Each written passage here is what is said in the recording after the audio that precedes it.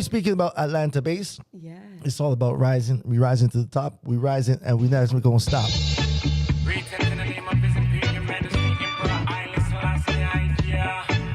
Calling the whole nation right now, yeah?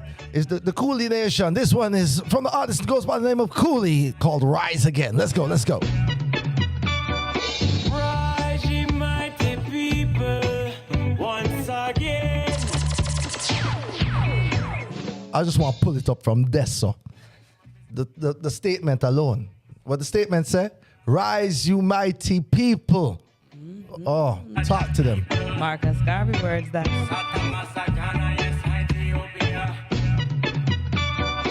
Rise, ye mighty people, once again.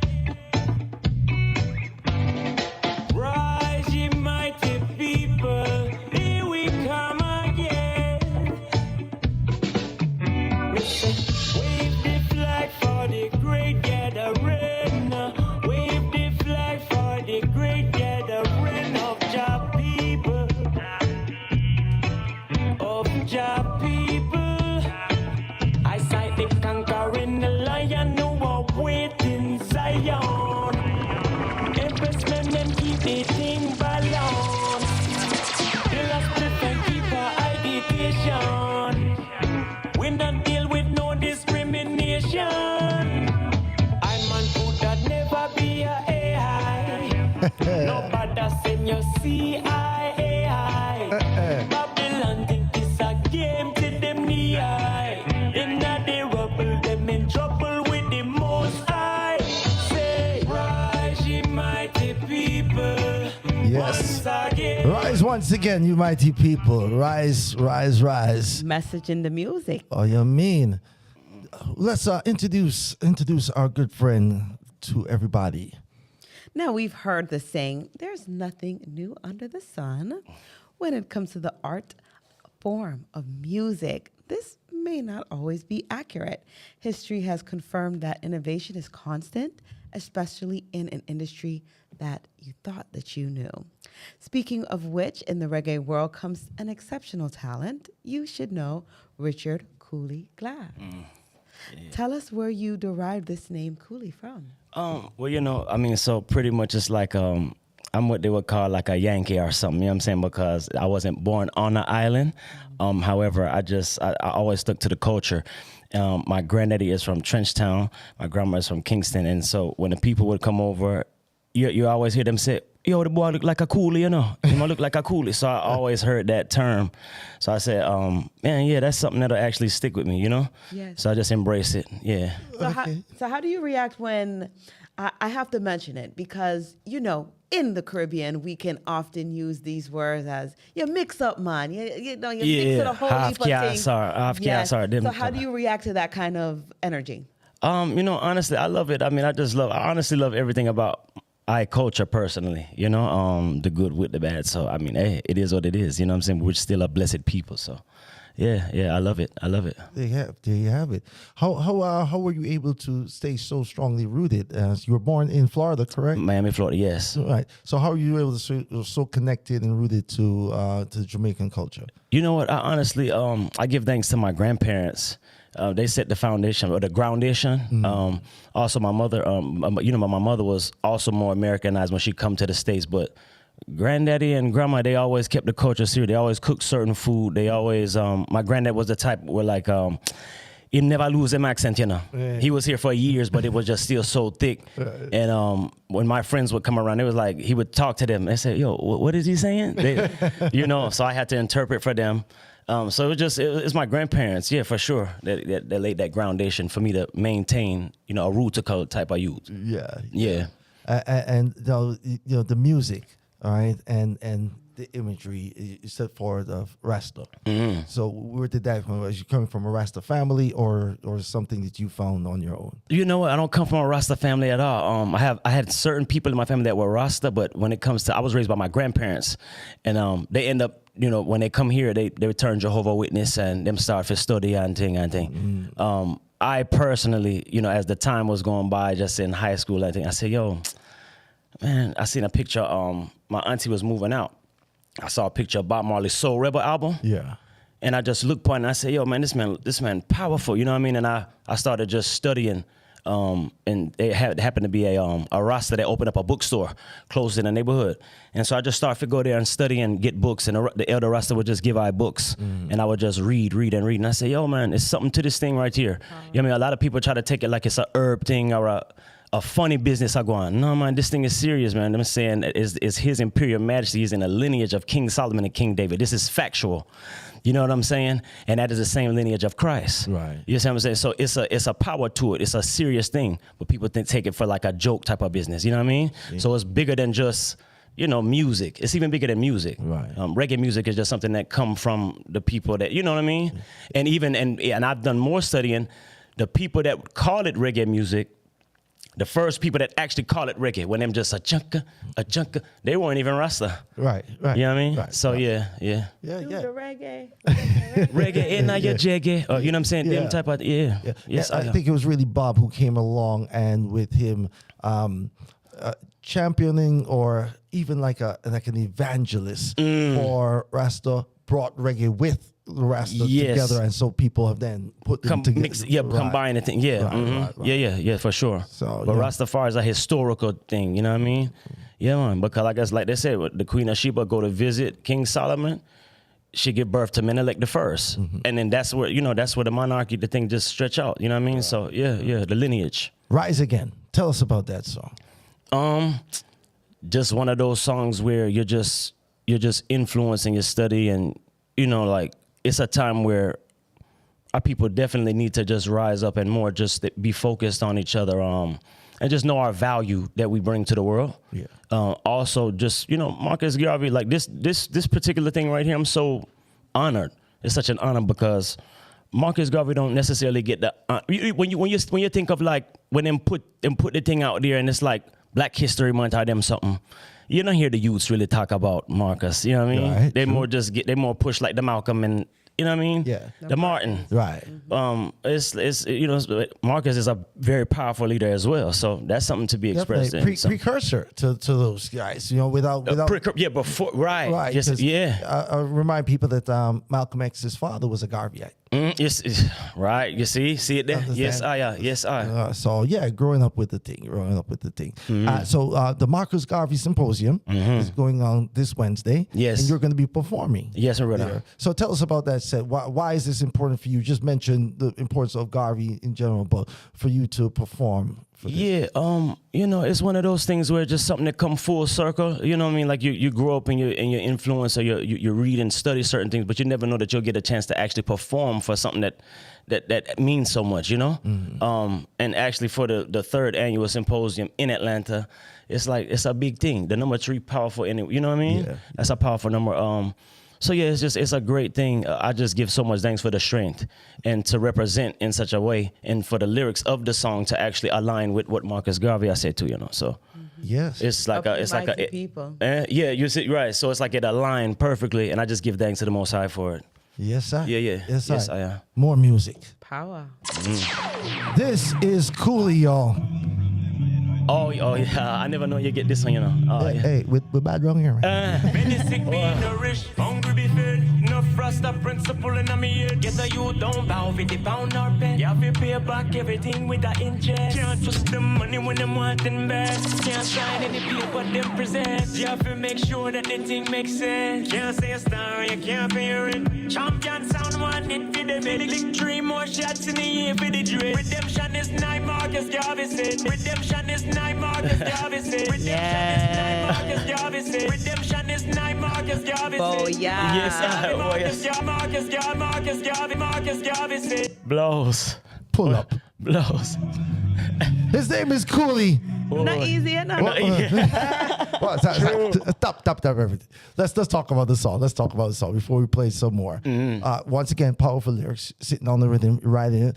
Unlike the first, which was a very roots rhythm. Yeah. This has a more very new age trap dancehall sound to it. Yeah, true. So very versatile in your approach to the music, I see. Yes, I mean, it was just one of them things where it's like, because when I first start this thing, I just want to go straight roots, I mean, I want to deal with, you know what I mean? Because I always tell the people, yeah, dancehall is a part of it, but it's separate. It's kind of like the younger generation that pick it up and go on with the thing. Yeah.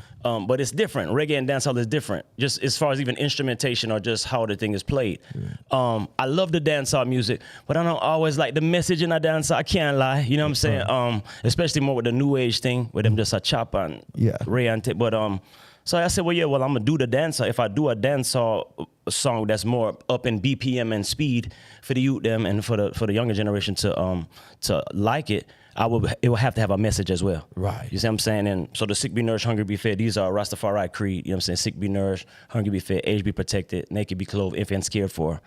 You know what I mean? So the man is living it, and he's talking about it in the music. This is Coolie, everybody. Let's get into it one more time. Sick must be nourished, hungry be fed. Yes, I am.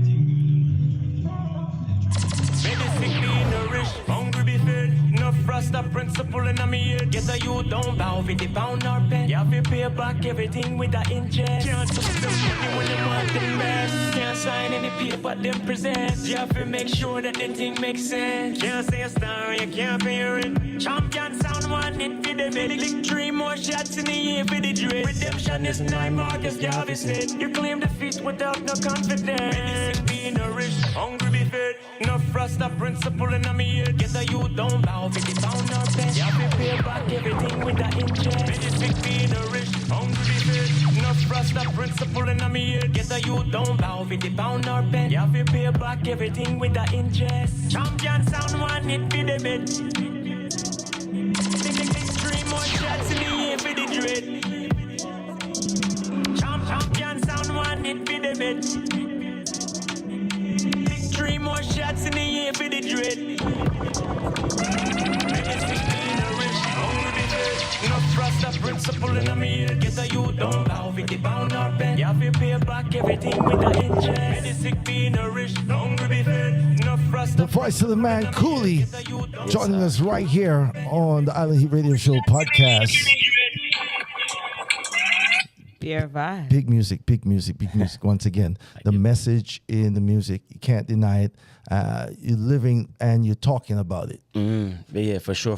Yes, Now- You brother. could see him at the Marcus Garvey Symposium coming up on Wednesday. Yes, for Is sure. right. Now, major league production from Bobby York. Yes. How did that link come about? Man, you know what? It's in the bio I was speaking about my mother. My mother was a artist. You know, she was signed at the Harmony House. Okay, Barris Hammond's label. Barris Hammond imprint. Yeah, his label. And she kept those connections good throughout the years. Even though she never bust to be a big singer like she, you know, but it's still big to I, you know what I mean? Because I mean, she went on tour with like the likes of a Young Buju, Jack Cure, 'cause, you know, Jack Cure was in the camp then, and you know what I'm saying? And so she did a lot of works, and so she kept those relationships good, and so when it was like fully, because I started off doing the hip hop music. Okay. But then I said, man, you know what? The landscape of hip hop just changed, and I said, man, I just don't feel it. It's how, you know, I'm not disrespecting the art form. Right. I love the art form. Been around over 50 years. Very positive, very strong art form. Platform, and you know what I'm saying, and art form. It's just I say, yo, man, time to go to the culture, forward to the culture. You know what I mean, and really take the thing serious. So once mommy see, oh no, he taking it serious. Then she started linking me with different people. She linked me with Bobby York, and then Bobby York linked me with Sizzla Kalonji, and the thing just, you know what I mean? It just set, and then it just started to move. Yeah. That is awesome. So the family support is there. Yes, for sure. Right. Yeah. Yes, and with her having her experience to integrate, be able to bring you on and to get you to the right. Yes, places and yes. people are doing the things. Amazing. We are speaking with Coolie, who is going to be performing at the Marcus Garvey Symposium, which goes down here in Atlanta, Georgia, on the 25th, Wednesday the 25th, at Big Bethel. And we have the honor of joining the program this evening, the man himself, Dr. Stephen Golding, who is the keynote speaker at this event. Welcome, Dr. Golding. We're not hearing you. Is your volume up? Sorry, I was on mute because I was making a lot of noise before you all Oh, put okay. me on. And I mean, Welcome. may I lick the lyrical shots for the artist in the studio there, you know? Yeah, yeah, Looking forward to his performance on Wednesday. Yes. Um, good evening to your listeners. Lady Lalibella, what a beautiful What's name. going on? Yes, you already Lalibela. know the creed.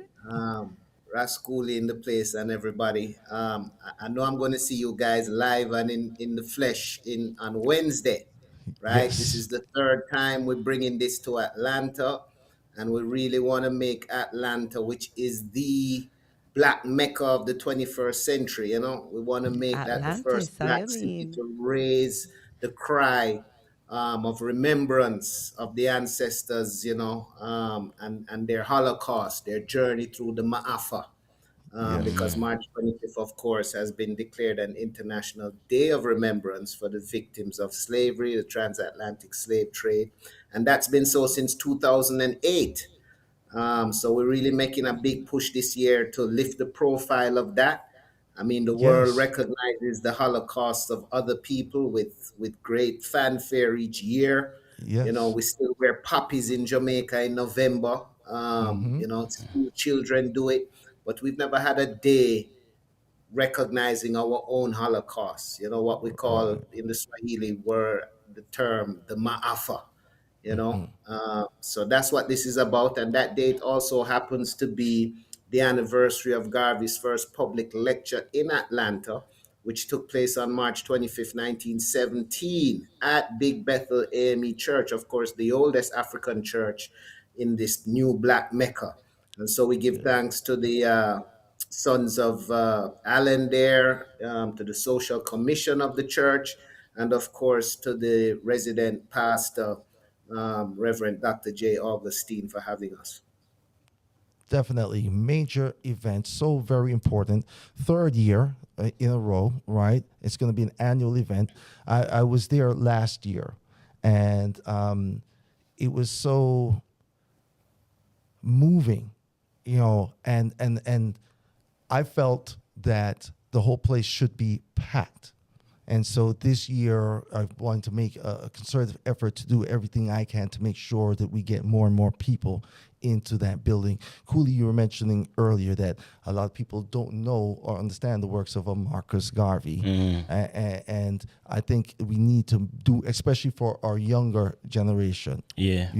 to take up that mantle of really spotlighting what Garvey did, how important what he did was, because I tell people, nobody was thinking that way in terms of black people, thinking of themselves as kings, thinking of black as beautiful, because the dominant, social construct was teaching the opposite. Yeah, and Marcus Garvey talked about word, sound, and power, and he backed that up with how he lived his life. He was an apprentice for a print shop, so he went the extra mile to make sure that not only was his word spoken, but it was legible and being able to be written and shared with people and published in places. So Yeah. how are we continuing that in today's society in the time of iPhones and Yeah. Dr. Golding, laptops? please talk about Garvey Renaissance. Yeah, like what Sister Lalibela was saying there, Garvey actually was the media mogul of his day, before they were media moguls. And she's absolutely right. He was a professional printer, trained from before he, became adult age, and used that platform to sort of launch himself to the world. And this is why Marcus Garvey was perhaps the first black icon of the 20th century, along with Jack Johnson, the first black heavyweight champion of the world. These were two black men who were known, absolutely known around the globe. You know what I mean? Darby introduced that kind of celebrity status to the black race outside of entertainment and sports, because we've always been dominant in those fields. But he was the first one to sort of take it to a level of being a statesman, of being an advocate. What's The significant about intellectual. that in comparison to the other leaders that Cooley mentioned. He talked about Malcolm X. He talked about Martin Luther King, and how their profile is a little bit more visible than Marcus Garvey even today. When it was Marcus Garvey who inspired both of them, and Super Peck is right. Malcolm X's father was a UNIA president and was somebody very close to Marcus. In fact, he probably met Marcus Garvey in 1917 at Big Bethel in Atlanta, because X's father, of course, is from Georgia. And after meeting Garvey, his whole life changed. He traveled with him to Canada, where he met his wife. Of course, she was a UNIA secretary who had just come up to Montreal from Grenada. Um, and more so than that, Malcolm X's father was involved in the engagement with the Ku Klux Klan. Um, Atlanta is a very significant city when it comes to Garvey and Garvey's life. You know what I mean? We already mentioned that he made his first big public lecture there in 1917. To date, that was the up to that point, that was the biggest audience he had spoke to, and he spoke to a crowd of about 300 at that church. But Garvey also returned to Atlanta in 1922 to meet with the head of the Ku Klux Klan, which was a radical maneuver for a black man at the time.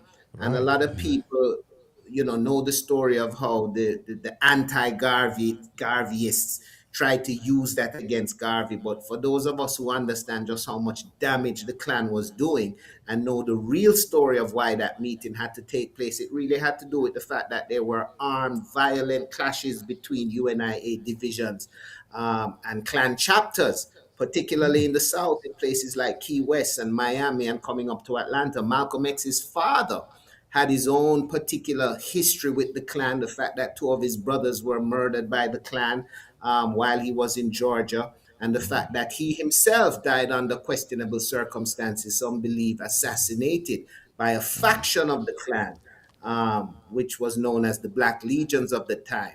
Garvey then returned to Atlanta again in 1925 to serve his prison sentence there at the federal penitentiary between 1925 and 1927. And he happened to be in that prison at the same time that the former governor of Indiana, Governor McCrae, who had been set up and sent to prison by the Ku Klux Klan, who were trying to take over the state of Indiana.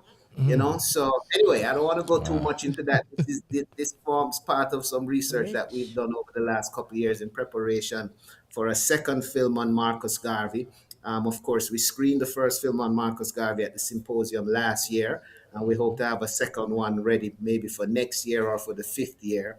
But yeah, man, there's a lot of history there when it comes to Garvey that is particular to the city of Atlanta. And so we want everybody to come out, not just the Jamaicans who have always been supportive of this. And we want to say big up to the Atlanta Jamaican Association, who have been our main sponsors from day one.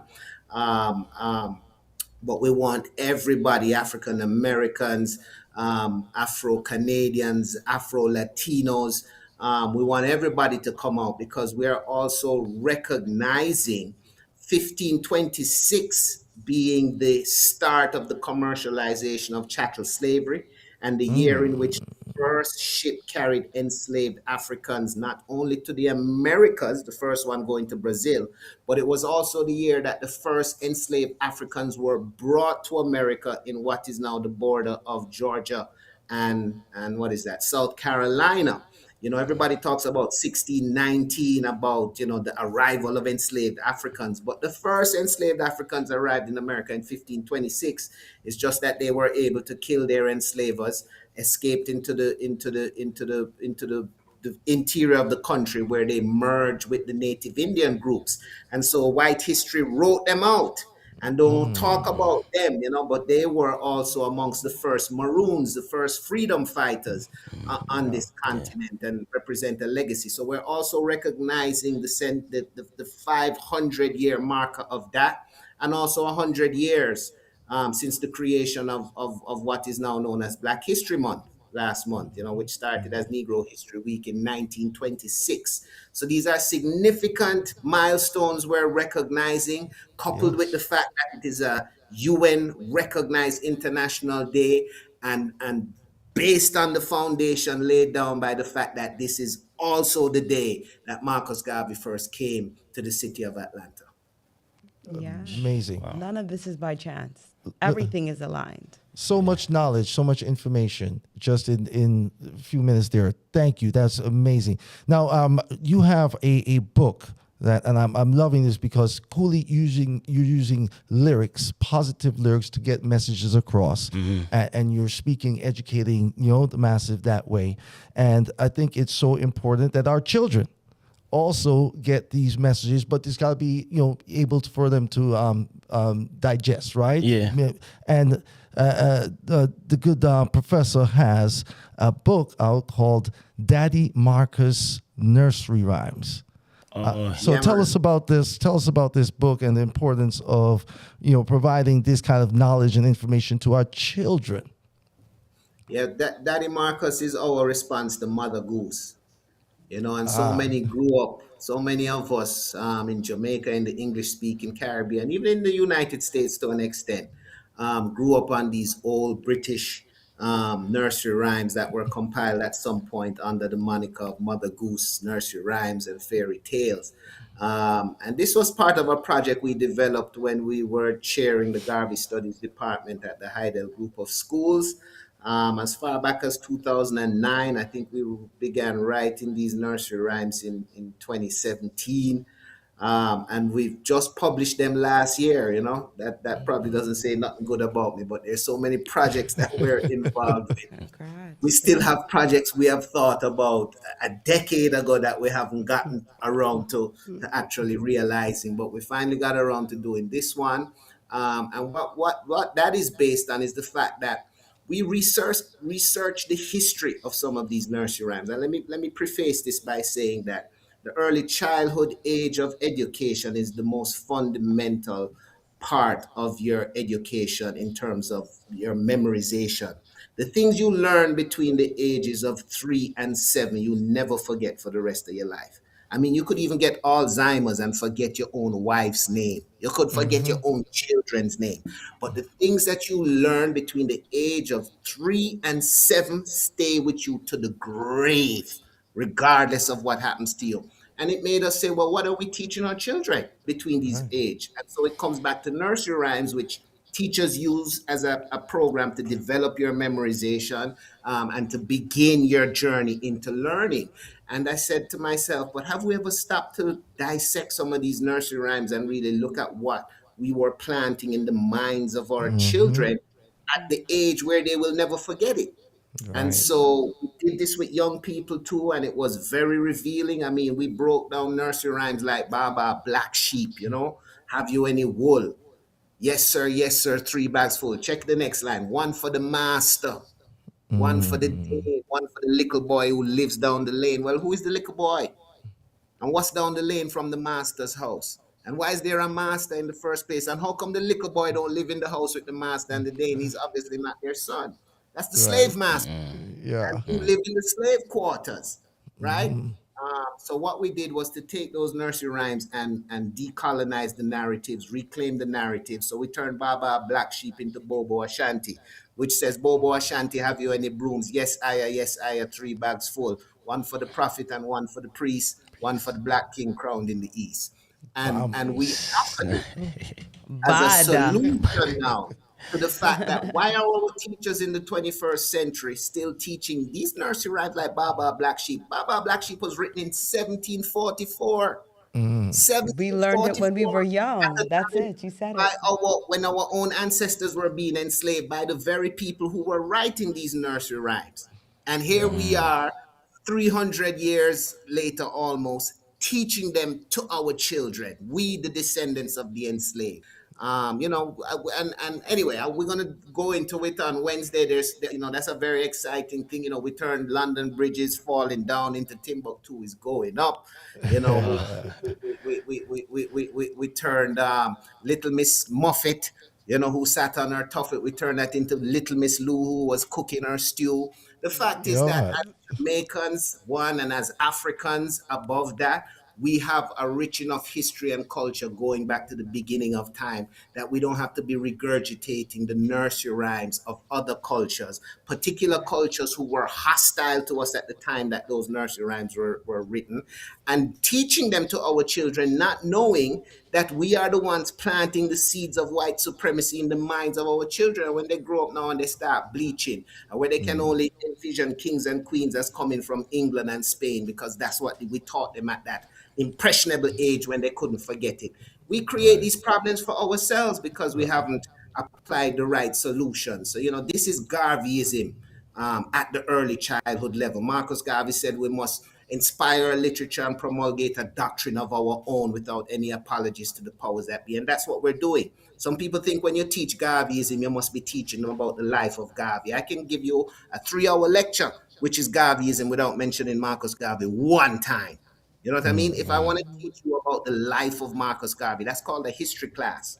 I don't teach history. I teach Garveyism, right? So we apply his teaching to the curriculum, and one of the first things we have to do is begin to decolonize the curriculum, right? To remove those seeds of white supremacy, to repair the narrative so that we create what Garvey said would be a racial and cultural education designed for the empowerment and improvement of our people.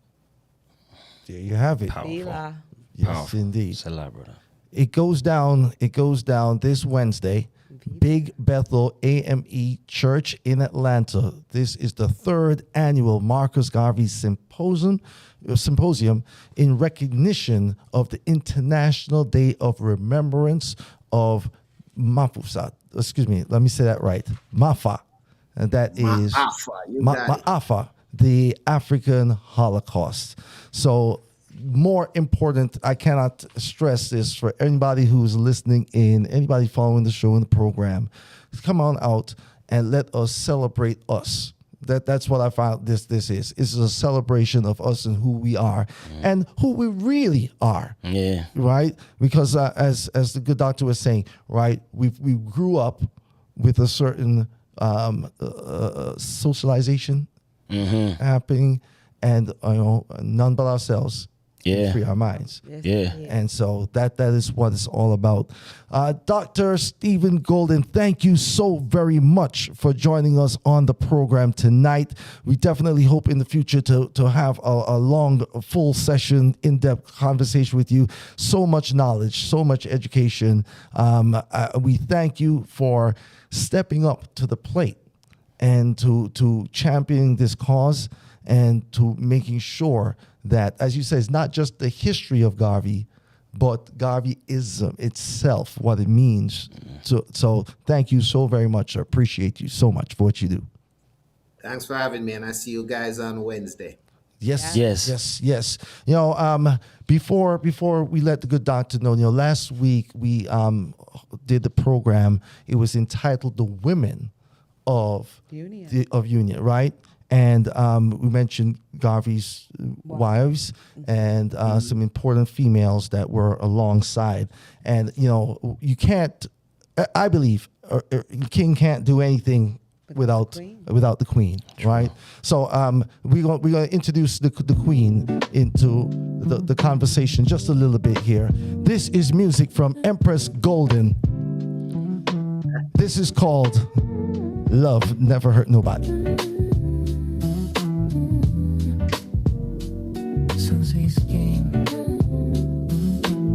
I say skirt. You said you believed it was real, and now she hurt your boy and felt it. Thought that she was the one for you, babe, but no, she wasn't. But love never hurt nobody. Don't you worry, babe. I wanna make you love me. Wash away the pain. Love never hurt nobody. Gotta let it go. And let me give my love. It's all for you, baby. Give it all for you. I just had to get a little taste of that in there, okay? Empress Golding representing right there. You want to give us a special shout out?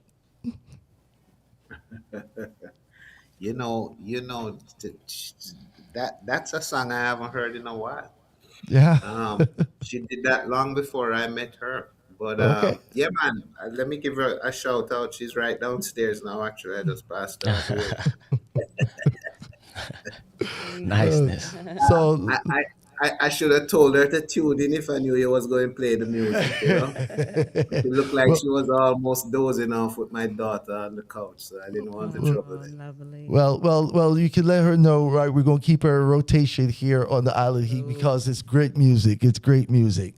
Ladies and gentlemen, one more time. Thank you so much. Dr. Stephen Golding has been our guest, and he will be here in Atlanta with us this Wednesday. Make sure you come on out. The wealth of information and knowledge is good for you. This is good stuff, good stuff. And the man himself, Coolie, will be in the building, and he'll be dropping tunes like this. Hey, Sizzla Kalonji. Dreadlocks flying through the air. And all I've got is love.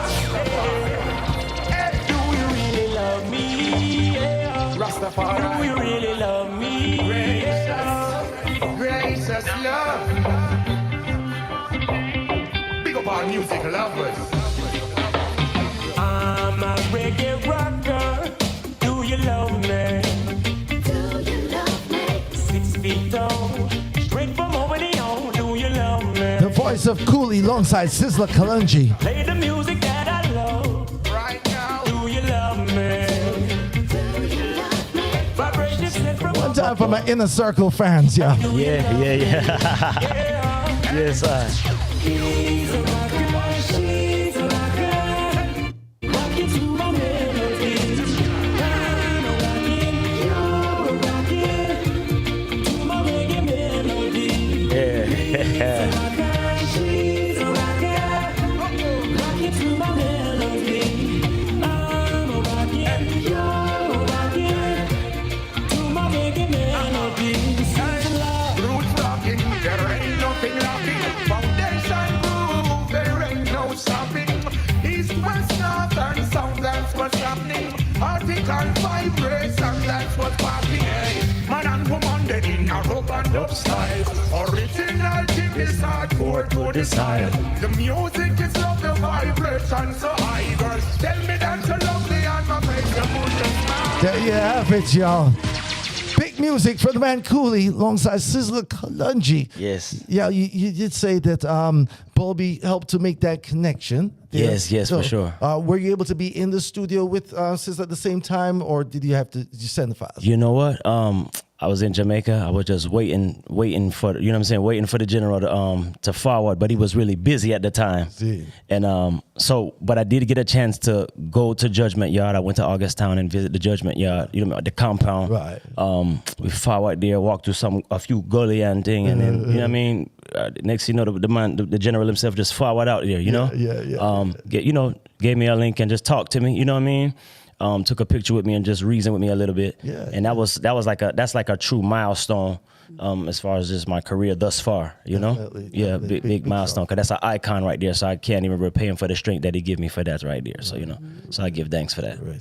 And then the sample, you know, because the Inner Circle, Easy Rockers coming back to. So Yeah. why did you pick that one? You know what? Rockers is my favorite. That's one of my favorite movies, you know. And I just love Jacob Miller. Just love the Inner Circle. I love them. And just inspired by them. So I said, you know what? I want to pay it forward to the forefathers of this reggae thing. You know what I mean? I know sometimes it seems like they just forgot and time just go by, and I feel like the next generation need to be introduced to them as well. So that was my way of, you know, just kind of pay homage to them. Awesome. So that was a blessing. And the production in that rhythm right there is a guy by Paul Castick from Grooves Galore Music. Okay. So yeah, he produced that one, and then Bulby did the engineering, and Right. So yeah. Good stuff. Good stuff. Nice. Tell everybody how they can follow you, follow your career, find your music, give them all your info. Yeah, just I'm up on the Instagram at Koulie Nation, Koulie Nation, and that's across all platforms. And I'm working on a website, but for now I'm on all social media platforms as Koulie Nation. That's Koulie Nation. Yes, yes. Stuff. This is the radio, Island Heat Radio Show podcast right here at APAP Radio. We are your hosts, DJ Superpack. And I'm Lady Lalabella. And